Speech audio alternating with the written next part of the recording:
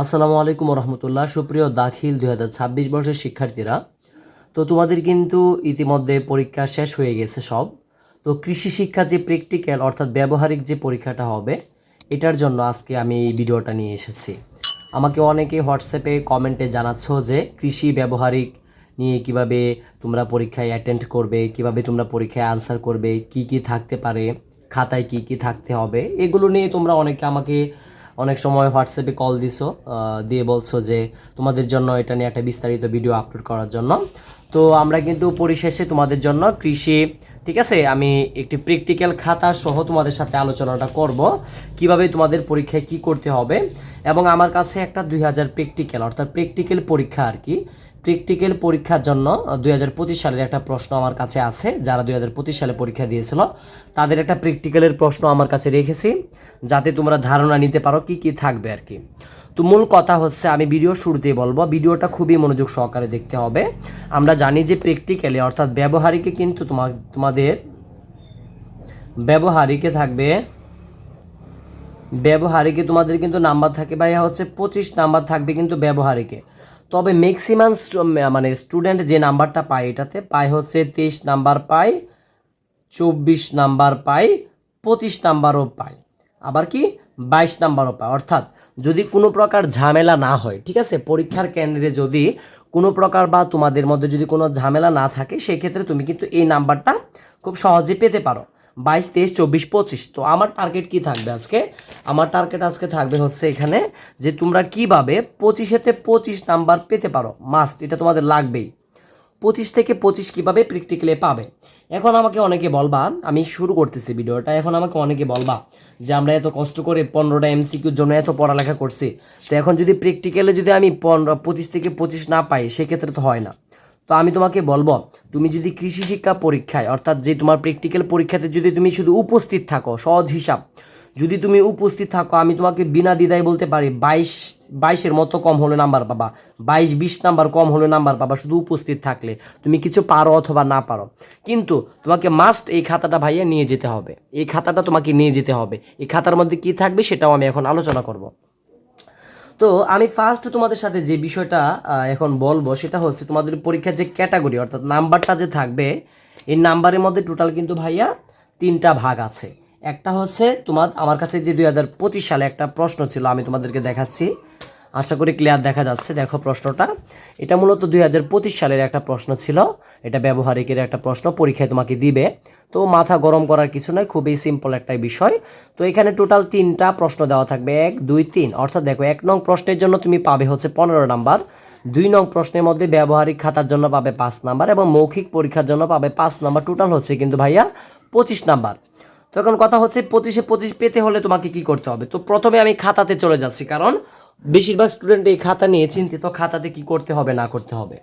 তো দেখো, তোমাদের কিন্তু যে নিয়ম অনুযায়ী কিন্তু ব্যবহারিক খাতায় কমপক্ষে 10টা চিত্র আঁকতে হয়। নিয়ম অনুযায়ী ব্যবহারিক খাতায় কমপক্ষে কিন্তু ভাইয়া 10টা বিষয় আঁকতে হয়। তো কথা হচ্ছে যে কমপক্ষে 10টা বিষয় আঁকতে হয়। অলরেডি এখানে যে খাতাটা দেখতে পারতেছো, এখানে কিন্তু অলরেডি 10টা বিষয় লেখা আছে। তো আমি তোমাদেরকে বলবো, যারা এখন পর্যন্ত এই খাতাটা লেখো নাই, ঠিক আছে, এই খাতাটা যারা এখন পর্যন্ত লিখো না, আমি বলবো ভাইয়া লাইব্রেরিতে যাবার পরে এই খাতাটা আজকের মধ্যে কিনবা। কেনার পরে তোমাকে যে কাজটা করতে হবে, আমি একদম সহজভাবে বলে দিচ্ছি, যাতে কারো কোনো প্রশ্ন না থাকে, যাতে তোমরা কোনো টেনশন না করো কৃষি শিক্ষা নিয়ে। এই যে ব্যবহারিক খাতাটা আছে, বাস্তব কথা হচ্ছে তুমি শুধু এটা পরীক্ষার কেন্দ্রে নিবা। শিক্ষককে কি করবে জানো? শিক্ষককে সর্বোচ্চ এই বিষয়টা করতে পারে, এইভাবে শুধু দেখবে যে ভিতরে কিছু লেখা আছে কিনা, এভাবে শুধু একবার দেখবে।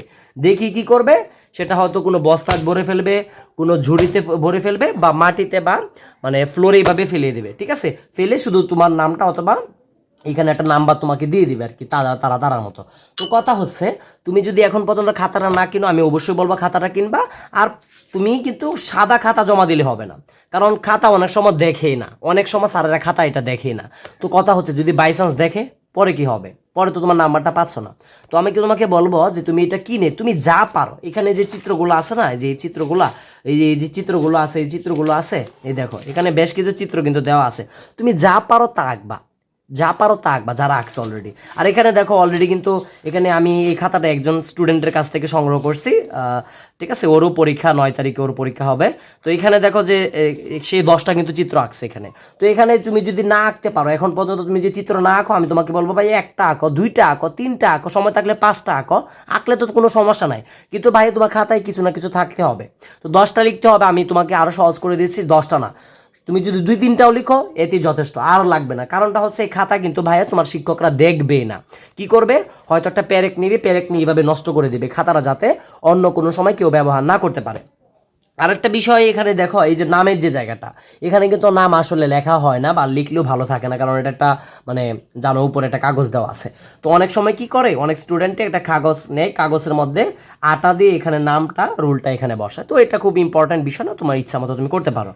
তো এখন কথা হচ্ছে চিত্রর ক্ষেত্রে এখানে একটা সূচিপত্র করবা, সূচি লিখবা, মানে কোনটা কয় পৃষ্ঠায় লিখবা, সূচিপত্র লেখার পরে এখানে তুমি তোমার মতো চিত্র আঁকবা। এগুলো আসলে কিচ্ছু না, এগুলো আসলে তোমাকে মানে কি বলবো, মানে এগুলো নিয়ে টেনশন করার কিছু নাই যে কিভাবে কি করতে হবে। তুমি তোমার মতো এই যে এখানে যেভাবে আসে না, যে এখান থেকে কিছু দেখে, যে এভাবে দেখে তুমি এগুলো এখানে লিখে দিবা, বুঝছো, যে এভাবে লিখে দিবা, এই চিত্রগুলো আঁকবা। খুবই সহজ, একদম সিম্পল বিষয়। যে এটা যেমন এই এখানে ছিল, তোমরা এই ব্যবহারিক খাতা কিনলে সবাই এগুলো পাবা। এই যে দেখো, এই যে এটা ছিল না, এই যে এটাই কিন্তু এখানে লিখছে। তো এইভাবে তুমি পৃষ্ঠা নং লিখবা, ঠিক আছে, কত পৃষ্ঠার মধ্যে টোটাল এটা নিয়ে তুমি মানে করতেছো, আলোচনা করতেছো, এটা যদি লিখতে পারো তাহলে কিন্তু তোমার যথেষ্ট। তো আশা করি এটা যদি সুন্দর করে করতে পারো তাহলে যথেষ্ট। আর পরীক্ষাতে কি কি থাকতে পারে আমি একদম সহজভাবে, আমার কথা হচ্ছে কি ভাই, তুমি 25-এ 25 কিভাবে পাবা প্র্যাকটিক্যালে। 25-এ 25 তোমাকে পেতে হলে আমি যে কথাটা বলবো এটা এখন মনোযোগ সহকারে শুনতে হবে। প্রথম কথা, তুমি যদি প্র্যাকটিক্যালে কৃষি শিক্ষার প্র্যাকটিক্যালে যদি ভাইয়া তুমি প্রথমে 25-এ 25 পেতে চাও, তোমাকে কয়েকটা বিষয় মানতে হবে। তার মধ্যে সবথেকে বেশি ইম্পর্ট্যান্ট হচ্ছে, আমি গুরুত্ব দিব, তুমি অবশ্যই যেদিন পরীক্ষাটা হবে সেই দিন অবশ্যই তোমার প্রতিষ্ঠানে তুমি যে মাদ্রাসায় পড়ো সেই মাদ্রাসার ড্রেসটা পরে যাবা, মাস্ট, ভালো করে বলতেছি, ড্রেসটা পরে যাবা। দ্বিতীয়ত হচ্ছে, তোমাকে যখন মৌখিক পরীক্ষার জন্য শিক্ষকে তোমাকে সামনে ডাক দিবে, সেখানে কিন্তু তুমি স্যারকে নম্রভাবে সালাম দিবা, একটা বলবা, সুন্দর করে সালাম দিবা সুন্নতের আদবের সাথে, এবং এমনভাবে স্যারের সামনে গিয়ে দাঁড়াবা বা বসবা যাতে তোমাকে দেখে বোঝা যাতে তোমার মধ্যে কনফিডেন্স আছে, ঠিক আছে। এখন তোমাকে যাই প্রশ্ন করুক, খুবই সহজ প্রশ্ন করে, কিন্তু আমি এতটুকু বলতেছি খুবই সহজ। তো প্রশ্নের জন্য কি করতে পারো, প্রশ্নের জন্য তুমি কিন্তু যে এইখান থেকে তোমার গাইডের পিছন থেকে বেশ কিছু ব্যবহারিকের জন্য মৌখিক পরীক্ষার জন্য প্রশ্ন দেওয়া থাকে, শিখে নিতে পারো, বা বিভিন্ন জায়গা থেকে সংগ্রহ করে শিখতে পারো। মানে কৃষি শিক্ষা এই বই থেকে কয়েকটা প্রশ্ন আর কি সহজ সহজ আর কি করা হবে আর কি। তো কি করছি, আমি বলছি যে প্র্যাকটিক্যাল খাতার কথা বললাম, ড্রেস পরার কথা বললাম, সালাম দেবা সুন্দর করে। এবং কথা হচ্ছে, তোমাকে যাই ধরুক তুমি কখনো ঘাবড়াবা না, ঠিক আছে, মানে তুমি পারো এমন একটা ভাব নিবা আর কি, এটা মাথায় রাখতে হবে।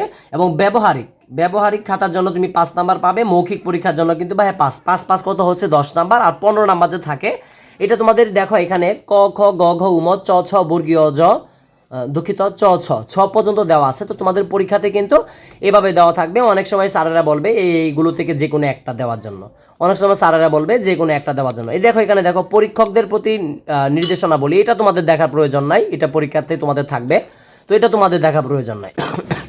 তোমাদের কথা হচ্ছে এগুলো থেকে যে কোনো একটা তুমি আঁকলেই হচ্ছে, বা তোমাকে শিক্ষকরা বলতে পারে এখান থেকে একটা নির্ধারিত করে দিতে পারে যে এই ঘ নাম্বারটা লিখো, ক নাম্বারটা লিখো, যে কোনো একটা লিখতে পারলে কিন্তু 15 নাম্বার। তো তোমাকে অবশ্যই চিত্র সহকারে কিন্তু আঁকতে হবে, চিত্রটা আঁকতে হবে খুব ভালো করে, এইগুলো ডিটেলস আঁকবা।